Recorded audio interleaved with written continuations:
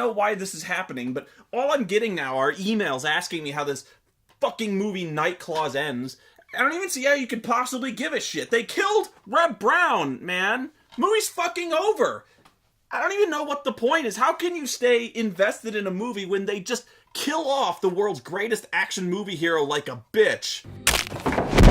Betrayal! This movie is bullshit! This is not how you treat action movie royalty! We were robbed! This is almost fucking treasonous! We were promised Reb Brown versus Sasquatch. And you know what? He never even sees the fucking Sasquatch. He's supposed to be the hero of this movie, right? Well, he doesn't get to fucking yell or scream or kill anybody or anything. This is like if you were watching Jaws and they're about to harpoon a fucking shark, and all of a sudden Richard Dreyfuss just gets behind Roy Scheider and just fucking breaks his neck. I mean, where the fuck does this come from? It goes from being the most predictable formula monster movie I've seen since I was a kid, and then all of a sudden there's a ninja bitch! M. Night Shyamalan's head just exploded. What a twist, you know? You see what I do? I'm sorry, Reb. I tried to have fun. I couldn't do it. Sasquatch. Ooh, Sasquatch. What? Who is this bitch? What, is she secretly working with Bigfoot or what? The only thing I could think of that could possibly explain her behavior is, I don't know, maybe she wants Bigfoot to run wild and free and she doesn't want the cops to kill it, or maybe she wants to capture it to use in some secret mad science experiment, or to sell to some evil corporation to use as a weapon. Well, I don't know. I mean, come on, the Umbrella Corporation's done weirder stuff than that. That's not real. But no, that's not it at all. It's not even close, really, because she's not even interested in Bigfoot. She's after this guy. I want the beast. Yeah, the creepy old Bigfoot hunter guy. And it's not like I was covering up his involvement in the movie or anything. He's just some guy with two other guys and they're out hunting Bigfoot. That's it. The only thing he really does in this movie is capture these two and ties them up to use as Bigfoot bait. Which works, I guess, but then he proceeds to run within punching distance of the Sasquatch instead of, I don't know, climbing a tree with a rifle like a real hunter might do. And oh yeah, it also turns out that unloading a handgun into a 9-foot-tall gorilla that he's seen can casually rip a human being's head off like a marshmallow peep probably should have brought something with a little more stopping power. Bring a fucking elephant gun. And why in the hell does he attack the sheriff? I mean, Reb's a big guy, but he don't look like Bigfoot. And it's not like the sheriff knows anything about what he's done up to now. At this point, you'd think he'd plead for help instead of trying to stab the only guy around here who still has a gun. And if he has a knife, why didn't he just stab him right away with it instead of decking him? Apparently you have some training. Seriously, he's just a generic antagonist. Just a shallow, one-trait character like everyone else in this movie. But the big secret is that she's not after Bigfoot, she wants him. So much so that she's like some fucking assassin that leaves no witnesses because she stabs this dude in the fucking throat and snaps Reb's neck like Steven Seagal. I mean, Jesus, where did this come from? I thought she was an anthropologist. I kind of liked him. I'm Professor Sarah Evans from the National Museum of Anthropology. Wait, hang on, what is that? Is that a get-out-of-jail-free card? It's not worth it. I have to believe this is the director trying to be clever, like this is an Easter egg instead of it actually happening, because, I mean, no way would both of them be this lame. Either way, just, what? Sasquatch. No joke, she's supposed to be a bounty hunter. It would appear that way, yes. I could go on for hours about how this doesn't make any fucking sense. So, you know, I will. Okay, she's a doctor of anthropology at the National Museum of Anthropology, which just so happens to be located within driving distance of the location of a series of Bigfoot murders. It's a small town called Morningside. It's a couple hours drive north. And she just so happens to be a frequent investigator of Sasquatch-related phenomena. But this will be the first time we get to be there just after it happened. Cool. So if she and this guy have done this several times, it implies that she's been working at the museum for months, at minimum, most likely years, and you have to figure the National Museum of Anthropology wouldn't hire just anybody. Where might I find someone named Cooter? It's not like you can fake a doctorate in anthropology and still work for years in a museum without somebody catching on, so tack on about 5-6 years for the education and doctoral thesis. Ooh.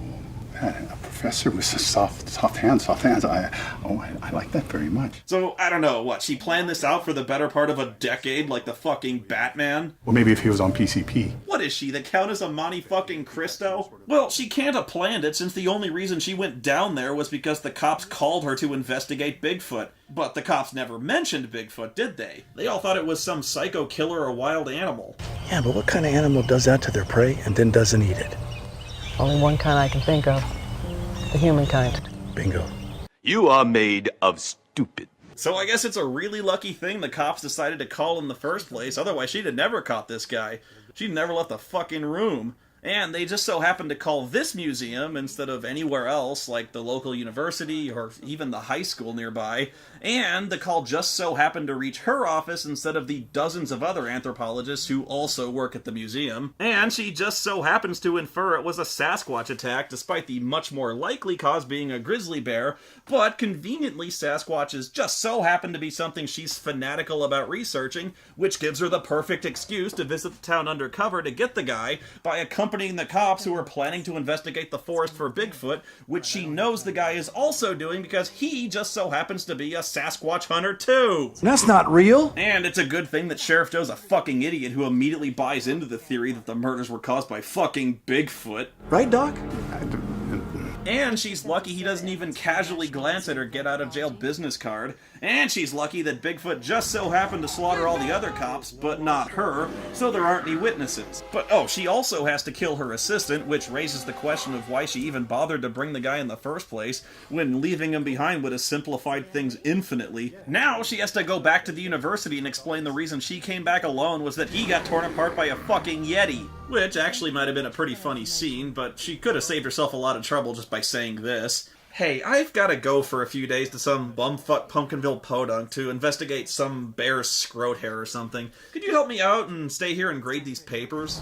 Cool. There! Done! Jesus Christ! There's just no way this was all part of the plan, so the only explanation is that this is the biggest coincidence to ever occur in the entire span of history in the fucking universe! Oh my god, this movie makes my fucking head hurt! Ooh, nasty. Was it worth it, movie? Was it worth fucking Captain America right in the ass instead of just having some cool action scenes like a gunfight with the hunter guy or some badass final showdown with Sasquatch like the end of fucking Predator? You've got Reb Brown! How do you fuck this up? No, you had to have a twist ending. So, okay, I'll play with your little anticlimax. Who the hell hired Bimbo Fett? You guessed it. Frank Stallone. Is that him? Very good. I'll have your money transferred to you immediately. Where the dripping fuck have you been, Frank? This guy just walks into the movie with like 5 minutes to go, completely out of nowhere. We have no idea who this character is, no idea where he comes from. We're still reeling from this whole bounty hunter thing punching us right in the sack. But here's Frank, finally. He plays the guy with the money who wants the other guy. I have a helicopter on the top of the hill to take you anywhere you want to go. Wow, cool. It must be one of those stealth helicopters you can't hear that can land in the middle of a dense forest. But why, Frank? Why did Reb Brown have to die, man? Why? I guess you're wondering who I am and what I want, yes? What's a paladin? You ran a special black ops operation in Nicaragua years ago, codenamed Red Viper. Remember a young captain on your team named Michael Danton? No, I don't recall. Well, you should. Because you killed him for disobeying an order to murder a mother and child. Did Frank Stallone just hijack this movie? That captain was my son. And I've been looking for you a long time. And now that I found you, I'm gonna straighten you out. You know, I gotta admit, it's pretty ballsy not to have Bigfoot involved in the climax of your Bigfoot movie in any way. It's like Frank just walked on set and started saying lines from a completely different movie, and everyone was just too polite to tell him, so they're like, fuck it, we've only got Frank on set for like 4 hours, so just write around it. You fuck. And well, that's it. I don't fucking believe it. Seriously, Frank just shows up and the movie becomes Reservoir Dogs for like 2 minutes, and then he leaves, and what the fuck were we doing again? Oh, right, Bigfoot. Yeah, they kill her and she dies. Credits. This is the worst Reb Brown movie ever! What kind of movie just kills off Reb Brown like he was nothing, and then replaces him. What happened? Yeah, my timing may not be perfect, but I don't think he was being entirely fair.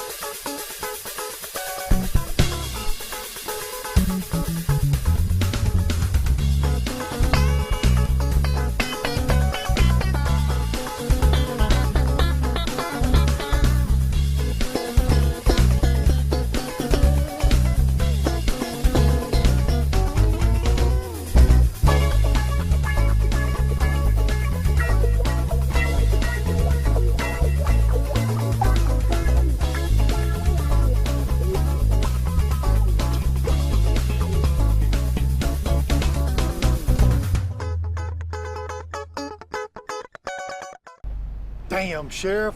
Why you gotta go spoil all our fun? You come by in the morning, I'll get them back to you, no fine. Now look, I want you guys to go out, get yourself a beer or whatever,